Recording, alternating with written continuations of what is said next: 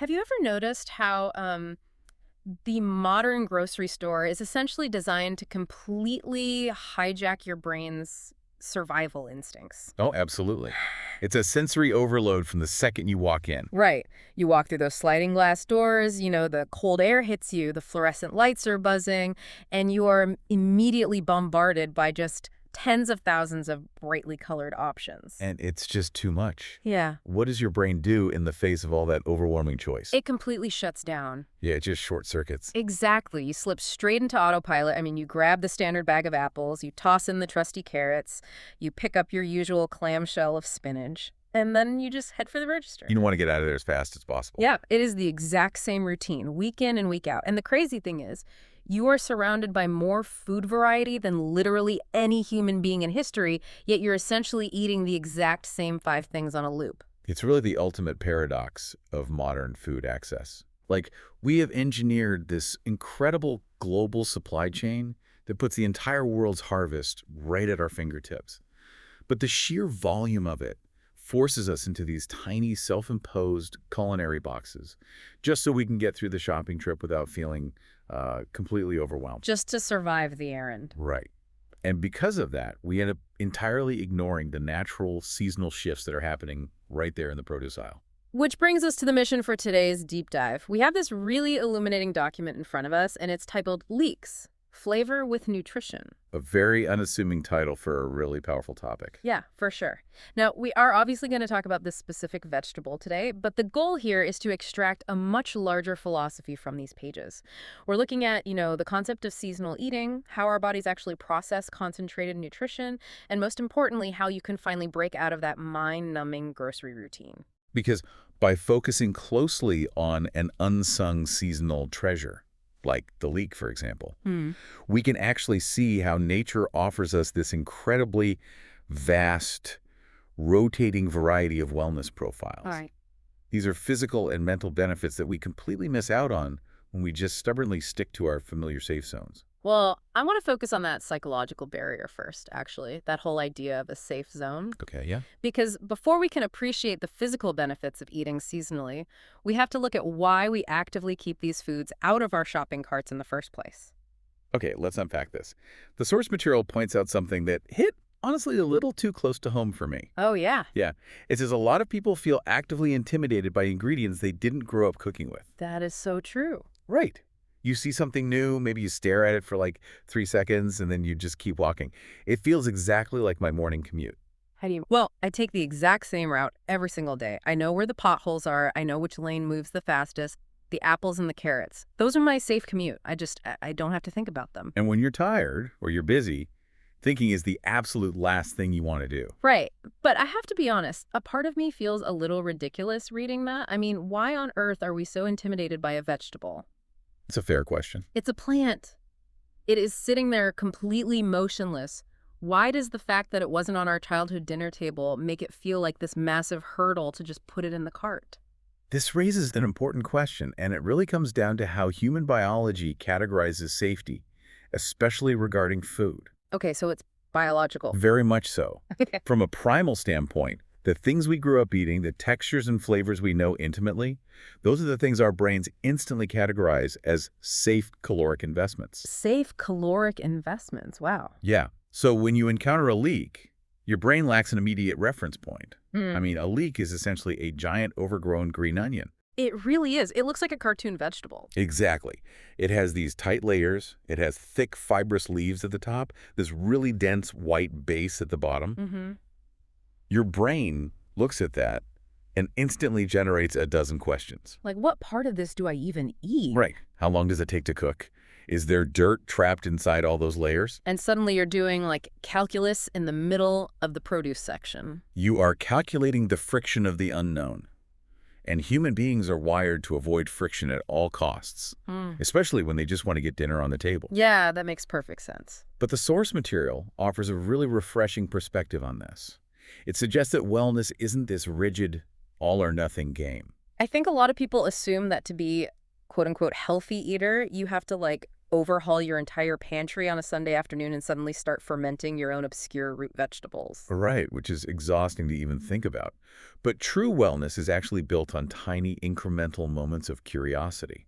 The document emphasizes that simply stopping to examine a new ingredient is the first step toward breaking that intimidation. Picking it up, feeling the weight of it, and giving yourself permission to just be curious without needing to be an expert. You don't need a master class in French cuisine to buy a leek. Exactly. You just need to be willing to ask yourself what might happen if you tried it. Giving yourself permission to not know everything immediately, I really like that approach. It takes the pressure off. And, once we get past that initial intimidation, the source takes us on this fascinating journey backward in time to explain why we should embrace these new foods. It dives into how human diets were originally designed to function. The ancestral rhythm. Yes. If you think about human history, our ancestors obviously didn't have the option of wandering into a massive climate-controlled building and just buying whatever they wanted. Right, no out-of-season blueberries for them. No, they ate what was available, what was local to their environment, and crucially, what matched the rhythm of the year. Here's where it gets really interesting. The source puts that ancestral rhythm in direct contrast with today's mass-produced items, and it just completely shifted my perspective. How so? Well, I have always thought of the modern supermarket as the absolute peak of human achievement when it comes to food. The fact that I can buy a fresh strawberry during a blizzard in January, that feels like a superpower. It does feel like a marvel of engineering. But the source points out that this year-round access often completely lacks nutritional diversity. It's like listening to the exact same pop song on repeat for an entire year. Oh, I love that analogy. Right, sure, it's catchy, you know all the words, it's super comfortable, but eventually you realize there's no depth to it. You are missing out on the entire rest of the musical spectrum. So, are these modern supermarkets actually limiting us nutritionally? What's fascinating here is that they are providing volume, but they are often sacrificing density and variety. Wow. The illusion of abundance masks a reality of intense monotony. Yes, you can get that strawberry in January, but to make that happen, the agricultural industry has to rely on mass production, controlled artificial environments, and incredibly long supply chains. And how does it actually affect the strawberry itself? Does the supply chain literally change the nutrition? Absolutely it does.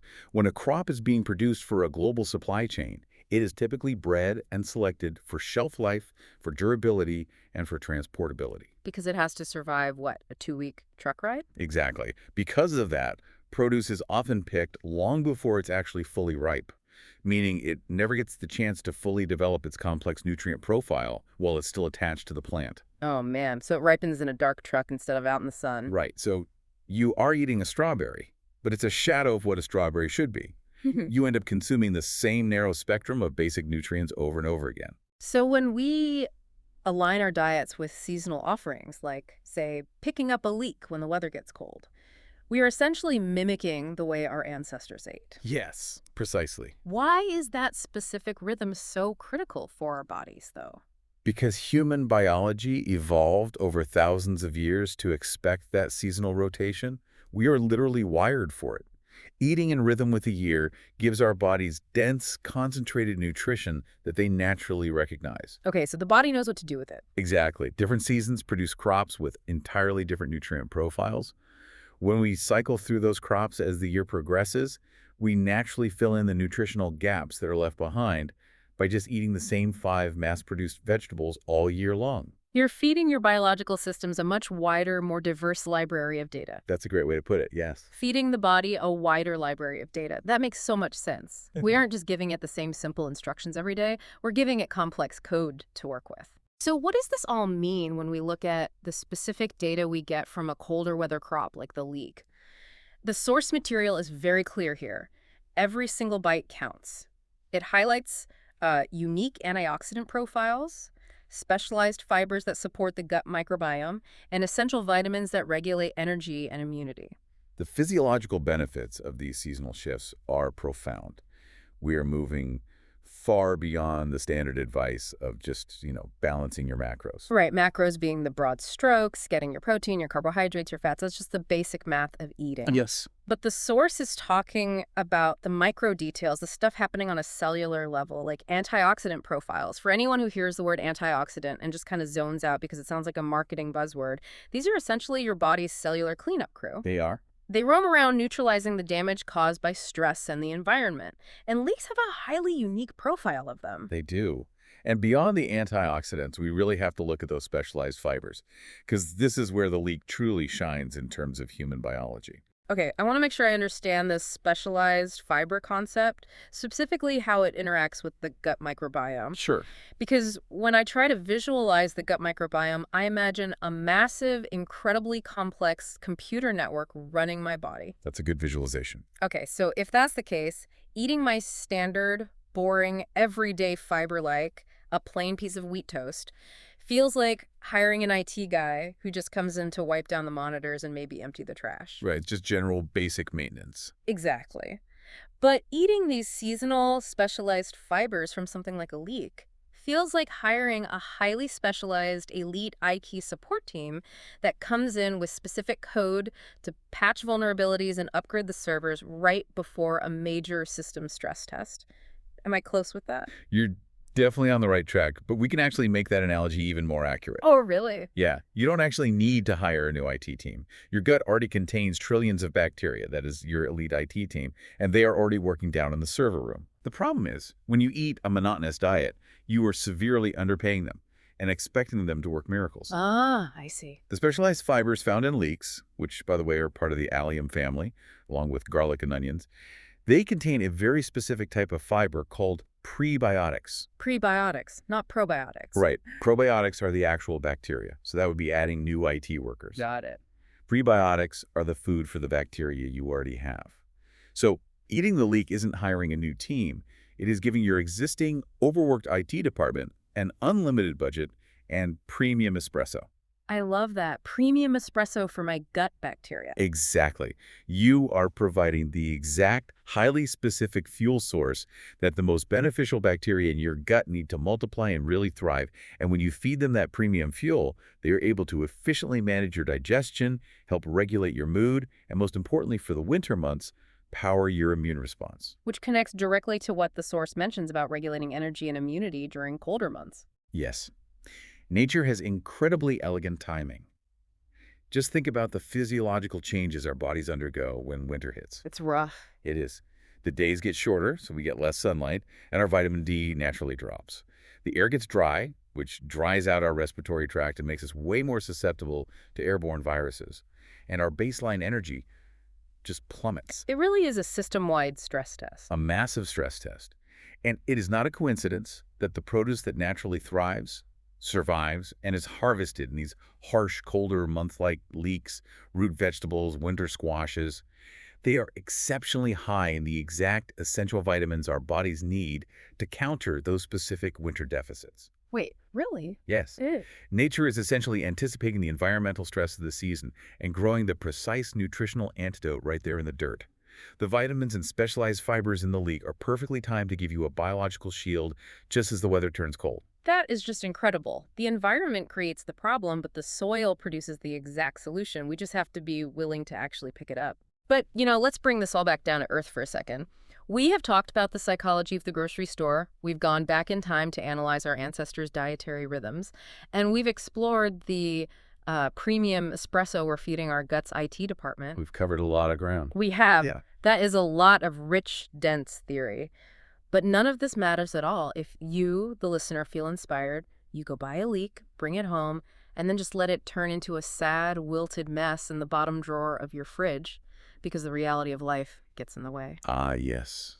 The dreaded crisper drawer graveyard. The final resting place of so many good intentions. We've all been there. We have to take this from theory and actually bring it into the kitchen. Mm-hmm. And the source is actually very reassuring about this, thankfully. It is. It states plainly that cooking doesn't have to be complicated.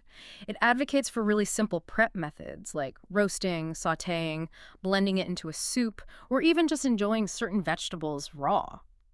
And it claims that bringing these ingredients into your routine in a simple way can open up culinary satisfaction and transform cooking from a chore into a, quote, creative ritual. Which I know can sound like a pretty tall order depending on what your daily life actually looks like. Exactly, because I'm looking at this idea as a creative ritual, and I'm thinking about a really busy Tuesday night. Oh, Tuesday nights are the worst. Right, you've worked all day, the commute was awful, the house is loud, your inbox is somehow still full, and everyone is hungry.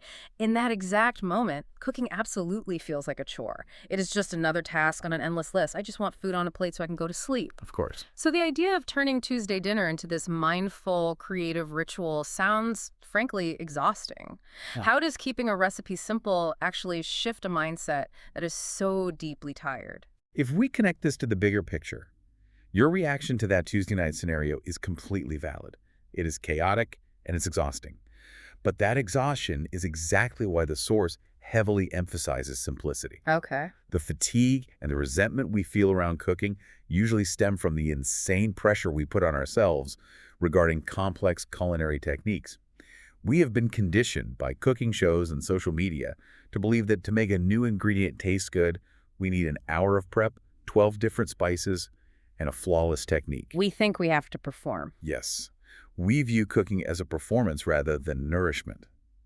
But treating whole foods with aggressive simplicity completely removes that pressure. Aggressive simplicity. I like that. Yeah. If you take a leek, you slice the white and light green parts, and you just toss them in a pan with some olive oil and a pinch of salt to saute, or throw them on a sheet pan to roast in the oven, you're doing minimal mechanical work. The heat and the oil are doing the heavy lifting. Exactly. The shift in mindset happens in the sensory experience, not the labor. Well, the source talks about taking the time to taste the food mindfully. But honestly, it starts before you even taste it.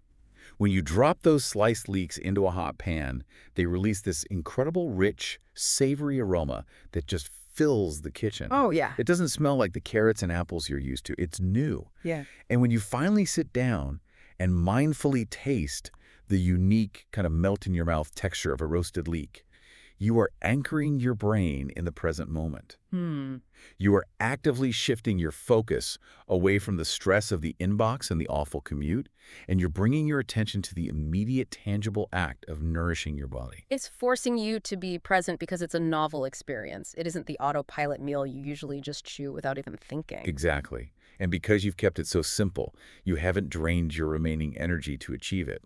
You are actively investing in your health with minimal friction. Right. Recognizing that investment, knowing that this incredibly simple act of roasting a seasonal vegetable is directly providing your gut with specialized fuel and shielding your immune system for the winter, is what shifts the act. It changes the meaning of what you're doing. Yes, it moves from being a mundane, resentful chore into a deliberate act of self-care.